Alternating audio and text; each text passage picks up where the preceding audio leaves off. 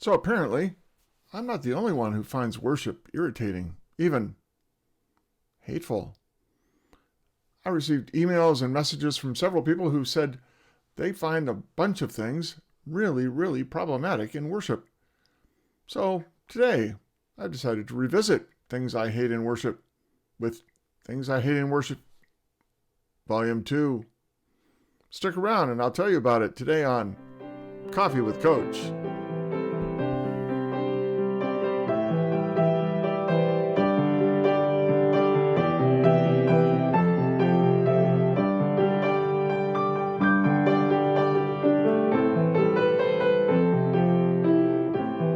I'm Steve Petty, and I have 3 goals for these videos: to help you become a better church leader, to save you time and money, and to help educate, energize, and motivate you to energize and motivate your church. So, let's start at the very beginning again. You recall last week I talked about 16 things that I really hate in worship, but it turns out there's even more. So, without further ado, here we go. Long pauses between segments. Now, if you're in live worship in a sanctuary, sometimes you can get away with long pauses because people can look around and say, "Oh, that's happening over there," or "Oh, I can see they're not quite ready with the handbell choir over here."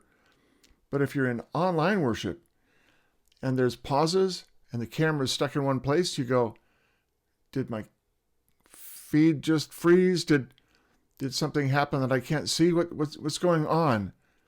Long pauses in worship don't work. Somebody else complained about secret languages. It turns out in the church we have secret languages. You know these. We've talked about them before. Secret languages are those things that are full of letters, like SPRC and CCOM, and new people have no idea what those things are.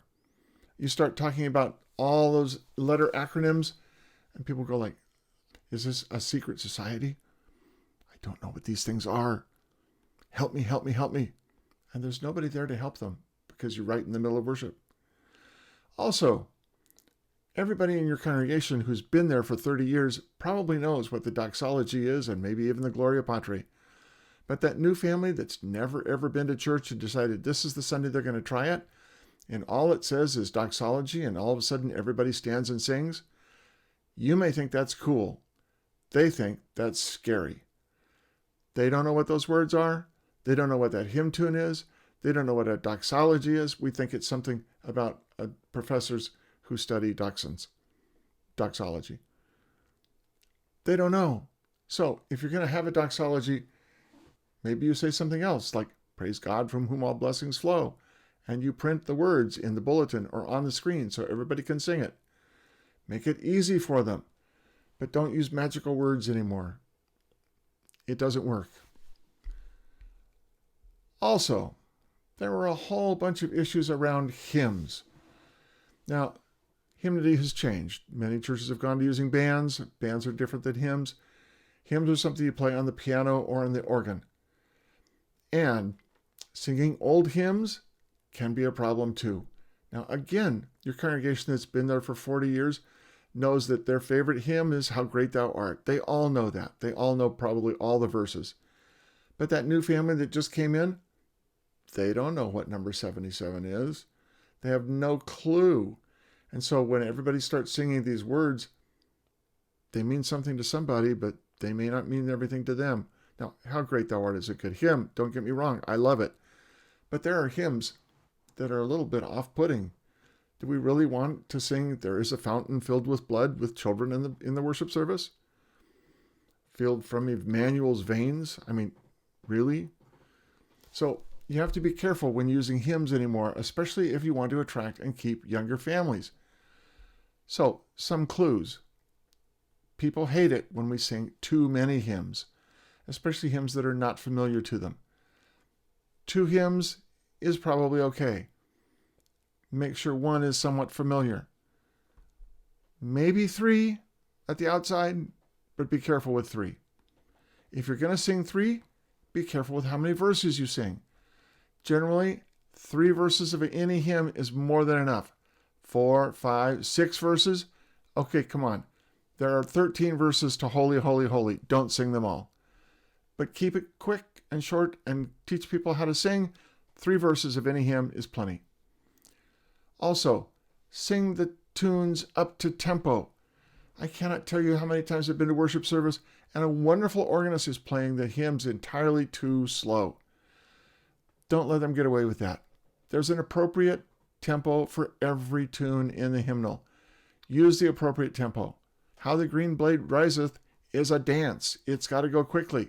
You can't sing it like a dirge.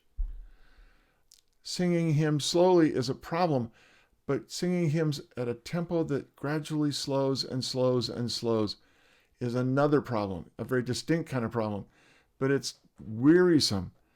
Your organist starts playing the hymn, plays it on a nice clip tempo. You think, oh, this is going to be fine. And then all of a sudden, the congregation starts singing and the tempo slows down. And it slows down. By the time you get to the 4th verse, you're barely singing. What happened? The organist is listening to the congregation sing. The organist is not leading the singing. When the organist lets the congregation sing, you will slow down every single verse. Don't do that. Make sure the organist knows they are leading the singing, and they play loudly and they play at a set tempo the whole way through. Okay, maybe they can slow down a little bit on the last verse and the last stanzas, but make sure you sing it at an appropriate tempo and don't lose your pace. Lastly, joys and concerns. Now, I know your congregation may love joys and concerns, and you've been doing it for 30 years, and everybody knows about Beulah's cat. We've heard it before, and everybody knows about the person that stands up and has to say the same thing every single week and hold the microphone for 5 minutes. Joys and concerns are wonderful in 1 or 2 instances. If you live in a small community of less than 15,000 people and your congregation has less than 35 people in worship, joys and concerns are fine. You're probably not going to grow. You probably don't have new people in church anyway. So announcing everything that everybody already knows is fine. It makes people feel like they're a tight little family, and they are a tight little family. But if you expect to grow, if you're in a larger community where people don't know everybody, and you have a congregation with over 35 in worship, and you're doing joys and concerns, what you're announcing to that new family is, you're not a part of our family. We have all these concerns about people that we know and love, and you're not one of them. And you don't know these people, and that's too bad. But the people who are new feel that. They know right away, oh, this is kind of embarrassing. People are sharing things about their families and their loved ones and their cats and their animals and their Aunt Beulah far, far away. It's embarrassing to know these personal things about people. We just came to worship. We didn't come to find out everybody's embarrassing, deep, dark secrets. I think we'll find another church. Don't do joys and concerns if you expect to grow. New people find it off-putting. Really, really off-putting. And it's a drudge on the worship service. Everything slows down. Half the time people say the same thing they said last week. And we all know there's that one person that just has to hang onto the microphone for 5 minutes. It makes worship terrible. Don't do joys and concerns. All right. Those are the things that came to me this week. Who knows? We might do things I hate about worship next week. If you have things that you hate about worship and I haven't talked about them yet, let me know, because we can share them and other people will go, oh, we do that. I have to change. So think about it.